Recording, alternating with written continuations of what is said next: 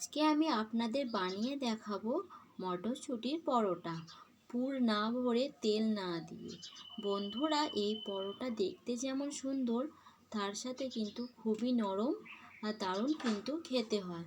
তো নমস্কার বন্ধুরা, চলুন আজকে ভিডিওটা শুরু করা যাক। এখানে আমি মটরশুঁটিগুলো সব ছাড়িয়ে নিচ্ছি। মটরশুঁটিগুলো কিন্তু বেশ জমাট আছে, আর এক ঠোল করেও কিন্তু মটরশুঁটি ভরা আছে।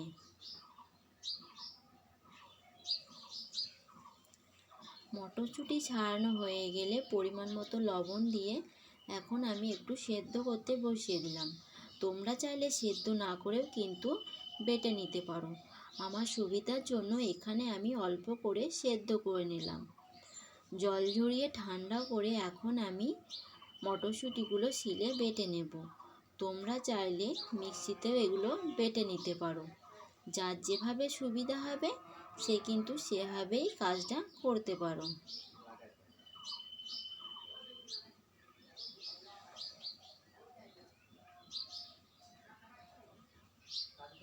মটরশুঁটি বাটা হয়ে গেলে অল্প একটু জিরে, কয়েকটা কাঁচা লঙ্কা, কয়েক কুচি আদা দিয়ে এখন আমি বেটে নিচ্ছি।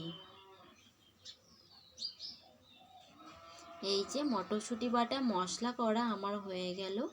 এখন পরিমাণ মতন ময়দা, লবণ, চিনি, বেটে রাখা মটরশুঁটি, মশলা, পরিমাণ মতো জল দিয়ে এখন আমি মাখিয়ে নেব।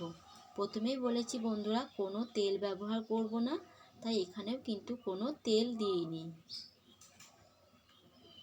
10 মিনিট রাখার পর এখন আমি লেচি করে নিলাম।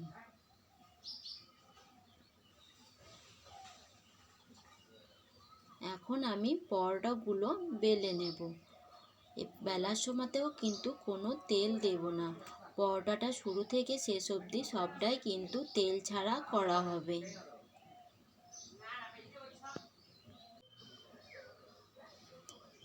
এখানে আমার পরোটাটা কিন্তু বেলা হয়ে গেল। আমি এখানে গোল করে পরোটাটা তৈরি করেছি।